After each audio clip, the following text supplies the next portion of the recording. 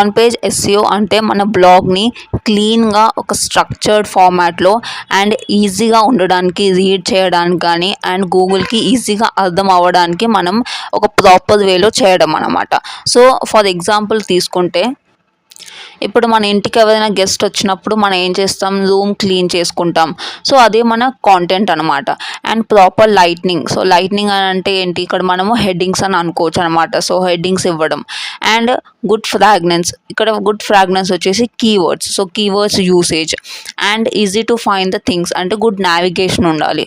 And also final touch అంటే meta description, images, links. So ఇలా మనం కనెక్ట్ చేసుకోవచ్చు. సో ఇదన్నమాట బేసికలీ ఆన్ పేజ్ ఎస్ఈఓ అంటే. సో ఫస్ట్ అయితే మనం ఇలా ఒక బ్లాగ్ని అయితే ఓపెన్ చేసి చూద్దాము. సో ఇక్కడ ఫస్ట్ మనకి మోస్ట్ ఇంపార్టెంట్ థింగ్ ఏంటంటే మనకి కీవర్డ్స్. సో కీవర్డ్స్ పెట్టడం మనము టైటిల్ నుంచే స్టార్ట్ చేయాలన్నమాట. సో టైటిల్లో ఇలా మనం భగవద్గీత చాప్టర్ 4 సమ్మరీ అనేది ఒక కీవర్డ్. నార్మల్గా అయితే గూగుల్లోకి వచ్చి భగవద్గీత చాప్టర్ 4 ఇలానే టైప్ చేసి సెర్చ్ చేస్తుంటారు కదా. So that is a keyword అనమాట. అండ్ ఫస్ట్ పారాగ్రాఫ్లో మనము కీవర్డ్ని యాడ్ చేయడానికి ట్రై చేయాలి. సో ఇక్కడ నేను యాక్రోనిమ్ బేస్డ్గా బ్లాగ్స్ రాస్తున్నాను కాబట్టి, సో ఇక్కడ యాక్రోనిమ్ వచ్చేసి ఇయర్స్ అన్నమాట. సో అందుకే దాన్ని నేను హైలైట్ చేశాను. సో అది మనం ఫస్ట్ పారాగ్రాఫ్లో కీవర్డ్ అని అనుకోవచ్చు. అండ్ ఇంకోటి ఏంటంటే హెడ్డింగ్స్. సో హెడ్డింగ్స్ రాయడం అనేది చాలా చాలా ఇంపార్టెంట్. మొత్తం ఒక పారాగ్రాఫ్ లాగా రాసుకుంటూ పోవడం కంటే ఇలా హెడ్డింగ్స్ ఇస్తూ మనం ఇలా పాయింట్ వైజ్గా రాస్తూ ఉంటే చదివే వాళ్ళకు కూడా ఈజీగా ఉంటుంది అండ్ గూగుల్కి కూడా నావిగేట్ చేయడం కూడా ఈజీగా అవుతుంది అనమాట. అండ్ ఇవన్నీ కాకుండా మనకి ఇంకో మోస్ట్ ఇంపార్టెంట్ ఫ్యాక్టర్ ఏంటంటే ఆన్ పేజ్ ఎస్ఈఓలో మనకి సర్చ్ డిస్క్రిప్షన్ అనేది చాలా క్లియర్గా షార్ట్కట్గా ఉండాలన్నమాట. సో ఎవరైనా సర్చ్ చేసినప్పుడు మనం ఆ కీవర్డ్స్ని ఇక్కడ సర్చ్ డిస్క్రిప్షన్లో యాడ్ చేస్తే సో మనది ర్యాంకింగ్లో టాప్లో వచ్చే ఛాన్స్ అయితే ఉంటుంది. సో అక్కడ క్లియర్గా Bhagavad Gita chapter 4 summary. So same దాని హెడ్డింగ్ ఎలా మన టైటిల్ ఎలా రాసామో సో అదే టైటిల్ని మనం ఇక్కడ రాసేయచ్చు అనమాట. సో క్లియర్ కట్గా. అండ్ నెక్స్ట్ వచ్చేసి యూఆర్ఎల్ లింక్.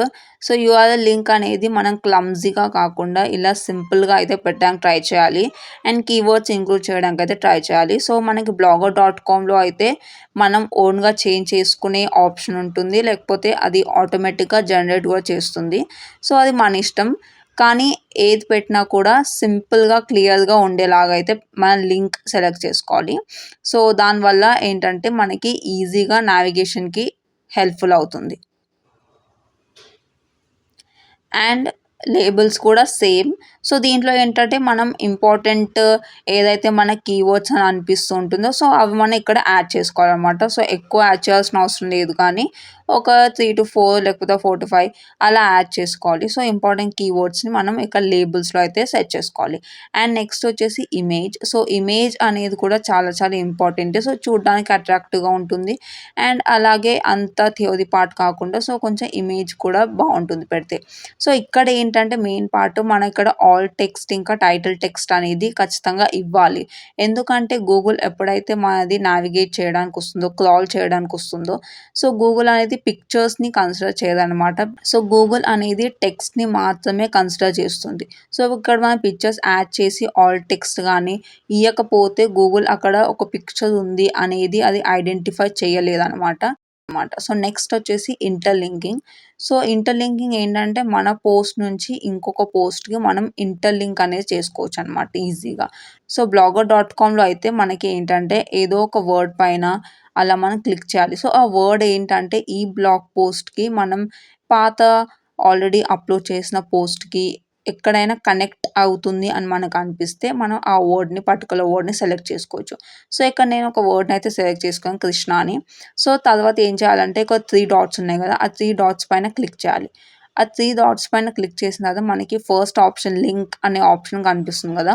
సో ఆప్షన్ పైన క్లిక్ చేస్తే లింక్ అనే ఆప్షన్ పైన క్లిక్ చేసిన తర్వాత మనకి ఇక్కడ లింక్ అనేది పేస్ట్ చేయడానికి వస్తుంది. సో అక్కడ మనం ఏదైతే మన పోస్ట్ని లింక్ చేయాలనుకుంటున్నామో సో దాన్ని మన లింక్ అదే లింక్‌ని ఇక్కడ పేస్ట్ చేసి అప్లై అని చేయాలి. సో, అప్పుడు మనకి ఇలా బ్లూగా మారుతుంది ఆ వర్డ్ అనేది. సో, దీనిపైన ఎవరైనా క్లిక్ చేసినప్పుడు ఇది ఆటోమేటిక్‌గా మనం ఏదైతే పోస్ట్‌కి లింక్ చేసామో ఆ పోస్ట్ వరకు ఎళ్ళిపోతుందనమాట. సో, ఇలా ఇంటర్ లింకింగ్ అనేది కూడా చాలా చాలా ఇంపార్టెంట్ ఆన్ పేజ్ ఎస్‌సిఓలో.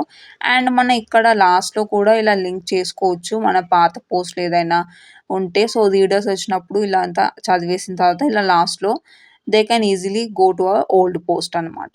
సో, ఇది ఇంటర్ లింకింగ్. సో, ఇవి కొన్ని ఆన్ పేజ్ ఎస్‌సిఓలో ఇంపార్టెంట్ ఫ్యాక్టర్స్ అనమాట.